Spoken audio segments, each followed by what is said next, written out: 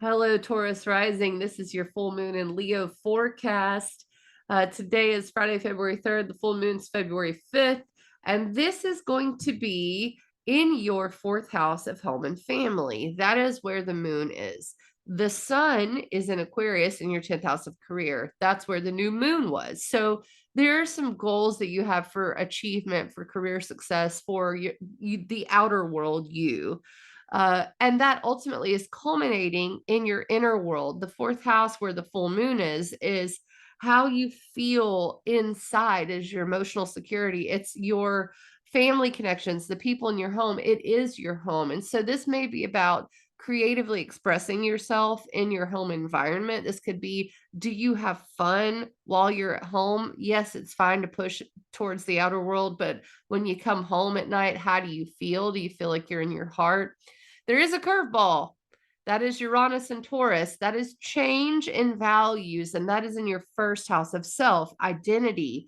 So there could be a way that you're being perceived that you need to go back and check with your inner security, your inner child, and say, does this feel comfortable?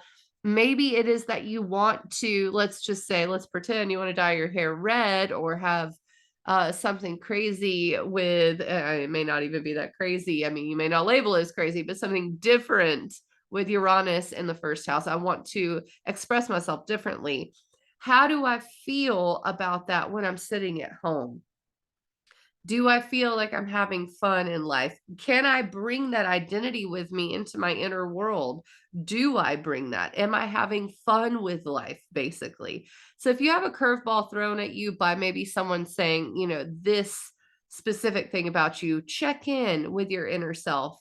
And remember, these two things, they may be in tension, but there is ultimately a reason that you are getting comfortable creatively with the change in your identity, the change in the way you present yourself, the change in values that you're taking on, maybe the way you're being perceived by people. And it's important for you to play with that in your emotional world and say, how can I be okay with this? How do I have fun with this while I'm sitting at home?